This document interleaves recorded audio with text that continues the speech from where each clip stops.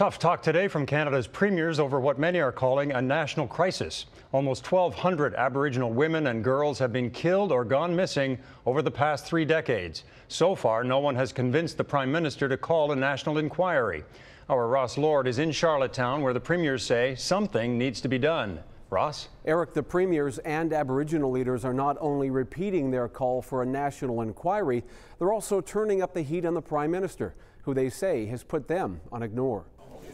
As always, Stephen Harper isn't joining the Premier's meeting, and his absence is most conspicuous in the growing call for a national inquiry into missing and murdered Aboriginal women. If there is to be one, and the Prime Minister is not going to change his mind, the only other way to get one is to have a new Prime Minister. He decided to isolate himself from the rest of the world, really, on the need for a national inquiry. The gruesome discovery of Tina Fontaine's body in Manitoba's Red River, believed murdered at age 15, is just the latest reminder. A national RCMP report found Aboriginal women account for 4% of the overall Canadian female population, but are 3 to 4 times as likely to be killed or disappear. But in the Arctic last week, Stephen Harper suggested a national inquiry is not the answer. We should not view this as sociological phenomenon. We should view it as crime.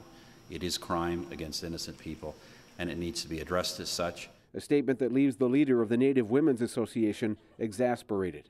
If we're able to do an inquiry for the BC salmon, it costs a lot of money. If we're able to do an inquiry to find what happened to that ship up north in the Arctic, why don't we have it today for the women that are missing every month or dying? There's something wrong.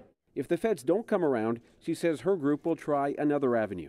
If I had the money, if NWAC had the money, we will go in court and challenge this. Some, like Saskatchewan's Brad Wall, say a national inquiry isn't enough. Also needed, he says, are improvements to the justice and education systems and within Aboriginal communities.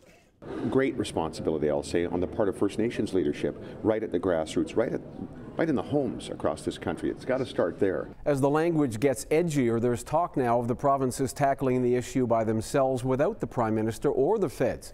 But there's no clear explanation of just how that would work. Eric? Ross Lord in Charlottetown, thank you.